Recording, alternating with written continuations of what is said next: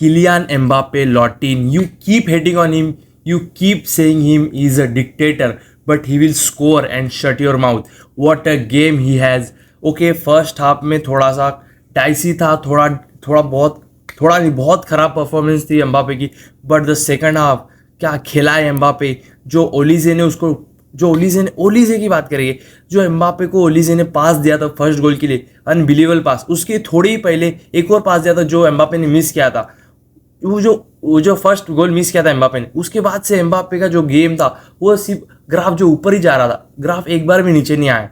और Olise imagine having as a Didier Deschamps, France manager, imagine having the best right winger in the world plays for Bayern Munich and still playing him in a midfield and playing Jules Koundé on the right. It makes no sense because जब ओली से right wing पे खेल रहा था ना, तब France एक creative team लग रही थी. एक लाइट दिख रहा था कि जहाँ से फ्रांस एक गोल स्कोर कर सकती है. पर जब ओली से मिडफील्ड में खेल रहा था, जब ड्रॉप डीप कर रहा था, लाइक एक डिफेंसिव मिडफील्डर जैसा खेल रहा था ओली से. सेकंड हाफ में फ्रांस के प्लेयर पागल हो गए थे. तुम देखो यार, फ्रांस का प्लेयर जा रहा है, डेम्बेले सब हो रहा है, बलून डोर विनर सब हो रहा है भाई. कौन आ रहा है? ब्रैडली बारकोला आता है, 2 मिनट में गोल स्कोर कर देता है. और राबियोट का क्या पास था भाई, वो जो रन निकाला बारकोला ने, what a run, what a pass, what a goal, unbelievable. अगर हम टैक्टिकली बात करें तो टैक्टिकली फ्रांस एक फुल बैक्स थोड़े ऊपर खेल रहे थे, थोड़े अटैक में खेल रहे थे. Olise was playing as a midfielder most of the time. Desire Doue touch line winger था लेफ्ट साइड में most of the match. Dembele midfield में खेल रहा था. रायन चर्की के साथ ये टीम इतनी डेंजरस हो जाएंगी, it will be a real definition of an illegal team. क्योंकि जो फर्स्ट हाफ में फ्रांस जो क्रिएटिविटी लैक कर रही थी ना, वो फुलफिल कर देता रायन चर्की. क्योंकि राइट विंग से भी ज़्यादा कुछ बन नहीं रहा था, क्योंकि जूल्स कुंडे was for the crosses. Right wing से ज़्यादा कुछ ये बन नहीं रहा था. डेसिरे डुए को बहुत मार्क करके रखा था सेनेगल के प्लेयर्स ने. और यहाँ पे एम्बापे भी क्लिक नहीं कर पा रहा था, जो टचेस नहीं ले पा रहा था एम्बापे, क्लिक नहीं कर पा रहा था, शॉट्स नहीं ले पा रहा था. हाफ टाइम में फ्रांस के कोच ने उनको यही बोला होगा, ओलीसे को थोड़ा राइट साइड में खेलने दो, थोड़ा राइट विंग थोड़ा डिक्टेट करने दो, कि एम्बापे और ओलीसे का जो डुओ है वो क्लिक कर पाए. और जैसे वो क्लिक हुआ ना, उसके बाद जो फ्रांस ने जो पूरा सेकंड हाफ डोमिनेट किया है, सेनेगल को दिखने भी नहीं दिया.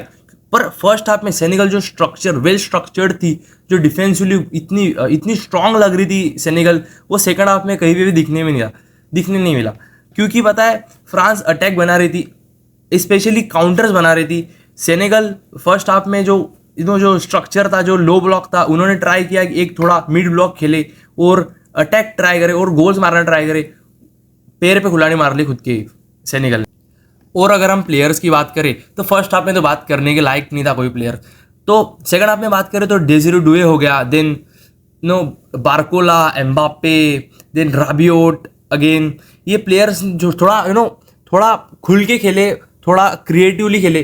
अगर सेनेगल की बात करें, सेनेगल में ऐसा कोई दिखा नहीं, क्योंकि पता ही नहीं चल रहा था भाई कौन प्लेयर है. बट स्पेशली निकोलस जैक्सन थोड़ा अच्छा खेला फर्स्ट हाफ में भी देखो, सेकंड हाफ में भी देखो. जो उसने गोल मारा था वॉली पर ऑफ साइड था यार वो. एक प्लेयर है सादियो माने, पूरे गेम में एक बार भी नहीं दिखा मुझे पता भी नहीं वो सादियो माने खेल रहा था कि नहीं. मैंने जब लाइनअप दिखी तब मुझे पता चला सादियो माने खेल रहा है. और बात करें एम्बापे की, for real Madrid you never know, but for the France national team, the president of France, the dictator always scores.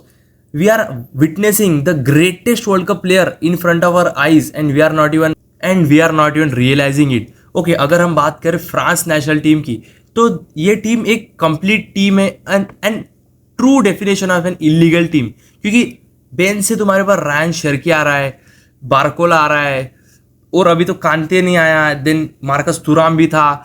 This is crazy team. जो डेप्थ इनके पास है, जो क्वालिटी ऑफ प्लेयर्स है, जो केमिस्ट्री है, स्टिल वाओ.